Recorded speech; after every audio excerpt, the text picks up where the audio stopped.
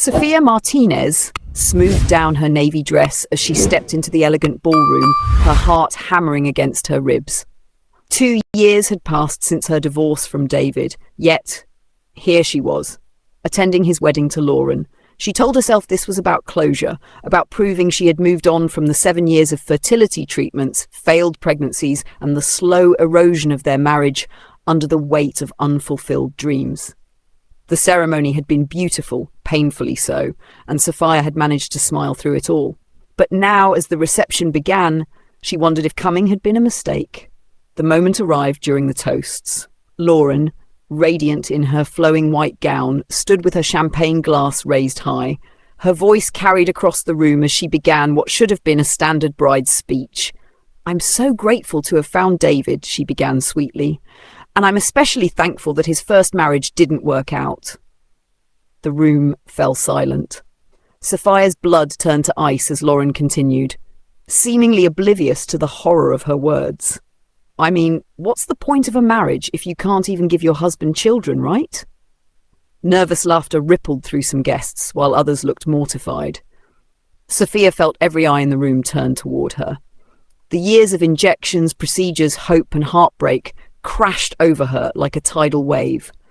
She remembered the monthly cycles of anticipation and devastation, the way David's face would fall each time the test came back negative, the growing distance between them as they both struggled with grief neither could articulate.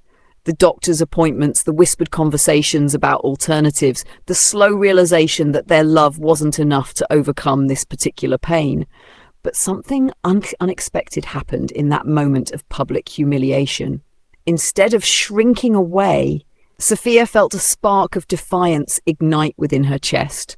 She had survived the death of her marriage, the loss of the future she had imagined, and countless nights of wondering if she would ever be whole again.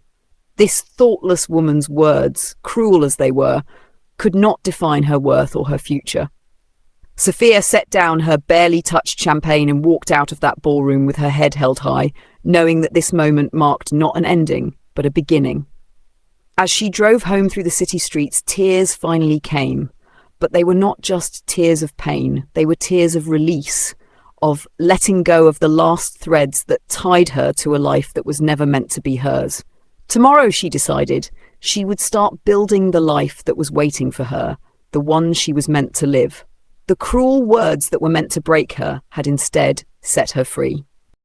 The adoption paperwork spread across Sophia's dining table looked like a mountain of bureaucracy, but to her, each form represented hope reborn.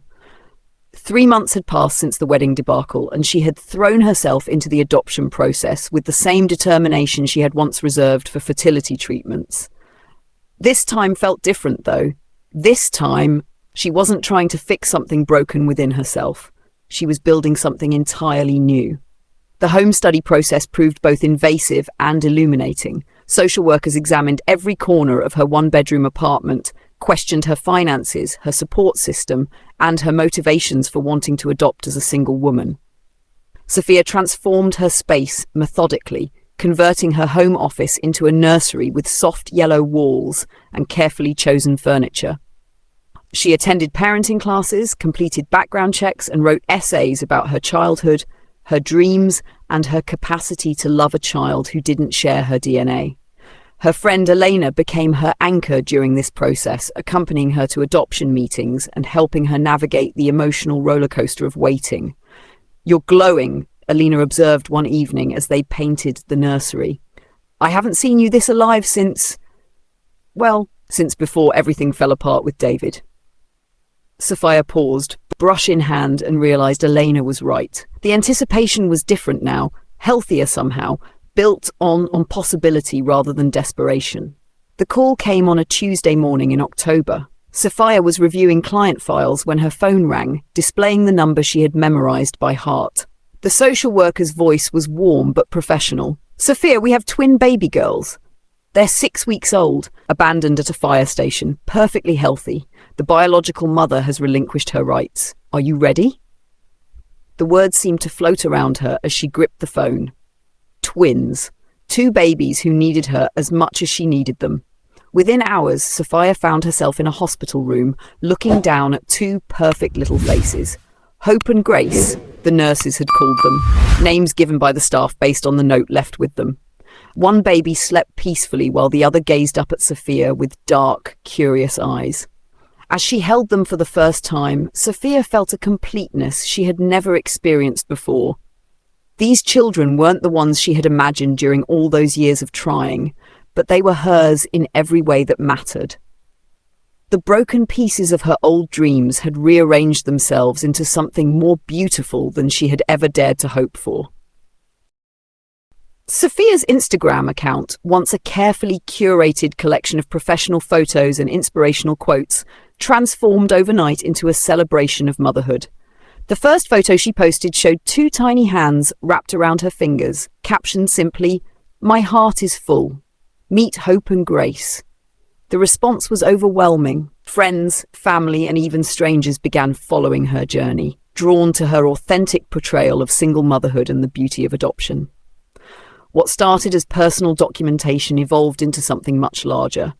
Sophia began sharing the real moments: 3 a.m. feedings, first smiles, the chaos of doctor's appointments with 2 infants, and the overwhelming love that surprised her daily. Her follower count grew steadily as women from around the world connected with her story. Many were struggling with infertility, others were considering adoption, and some were simply inspired by her resilience and joy. The notifications on her phone buzzed constantly now, but one message stopped her cold. It was from Lauren, David's new wife. "Your daughters are beautiful, Sophia. I want you to know I think about what I said at the wedding every day. I was wrong, and I'm sorry." Sophia stared at the message for a long time before deleting it without responding. The woman who had once defined her worth by her inability to conceive no longer had the power to validate her worth as a mother. Exactly 1 year after bringing Hope and Grace home, Sophia organised their Gotcha Day celebration. The small gathering included Elena, a few close friends, and the twins, now walking and babbling with endless energy. Local news picked up the story of the single woman who had adopted abandoned twins, and suddenly Sophia found herself fielding interview requests. The segment aired on the evening news, highlighting her journey from heartbreak to happiness, and by morning, her Instagram account had been verified with a blue checkmark. The attention was surreal, but welcome. Messages poured in from women sharing their own stories of loss, hope, and alternative paths to motherhood. Sophia realized she had stumbled into something bigger than her personal journey. She had become a voice for women who felt broken by circumstances beyond their control. A living example that there were many ways to build a family and find fulfillment. As she tucked Hope and Grace into their cribs that night, reading the countless messages of support and gratitude, Sophia understood that her pain had been transformed into purpose.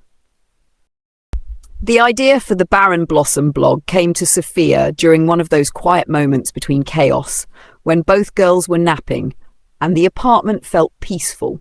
She had been thinking about all the women who had reached out to her through social media, sharing their struggles with infertility, miscarriage, and the complex emotions surrounding alternative paths to motherhood.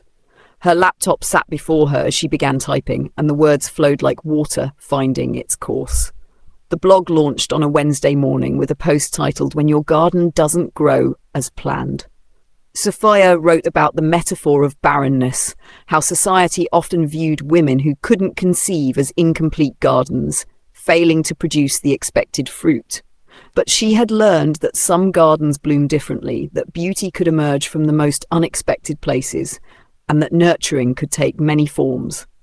The post went viral within days, shared thousands of times across social media platforms. As the Barren blossom gained traction, Sophia found herself at the center of a community she never knew she needed. Women wrote to her about their struggles with endometriosis, PCOS, unexplained infertility, and pregnancy loss. Others shared their adoption journeys, foster care experiences, and decisions to live child-free.